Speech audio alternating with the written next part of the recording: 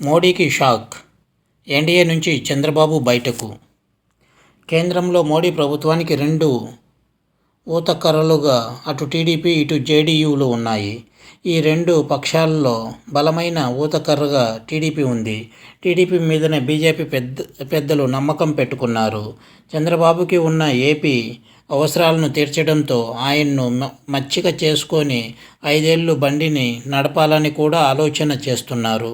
అయితే కొన్ని పాలసీల విషయంలో మాత్రం బీజేపీ పెద్దలు ససేమిరా అంటున్నారు. అది ఈ రోజుకి కొనసాగుతోంది. అందులో విశాఖ స్టీల్ ప్లాంట్ ఉక్కు కూడా ఒకటి.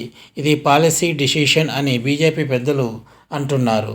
ఒక స్టీల్ ప్లాంట్ విషయంలో మినహాయింపు ఇస్తే మిగిలిన లిస్టులోనూ పబ్లిక్ సెక్టార్ల పరిశ్రమలన్నీ రిలాక్సేషన్ కోరుతాయని, అప్పుడు పాలసీయే ఉండదని బీజేపీ పెద్దలు చెబుతున్నారు.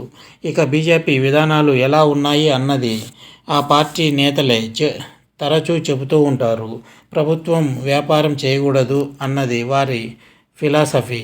అలా లాభ నష్టాలను చూడకుండా ప్రభుత్వం ముందుకు సాగాలన్నది, ప్రజా సంక్షేమమే విధానం కావాలన్నది ఆ పార్టీ ఆలోచన.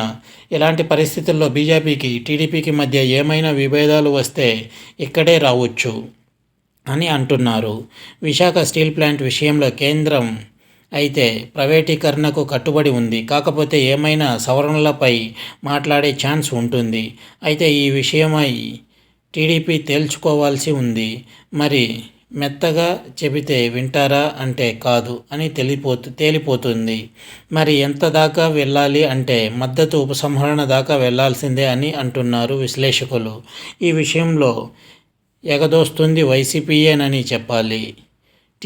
వైసీపీ నేత బొత్స సత్యనారాయణ బీజేపీకి మద్దతు ఇస్తున్న టీడీపీ ఎందుకు విశాఖ ప్రైవేటీకరణ రద్దు విషయాన్ని అడగటం లేదని ప్రశ్నించారు. టీడీపీ అధినాయకత్వం ఏం ఆలోచిస్తుందో తెలియదు, కానీ అందాక వెళ్తే తప్ప స్టీల్ ప్లాంట్ ప్రైవేటీకరణ ఆగదు అని వైసీపీ అంటోంది.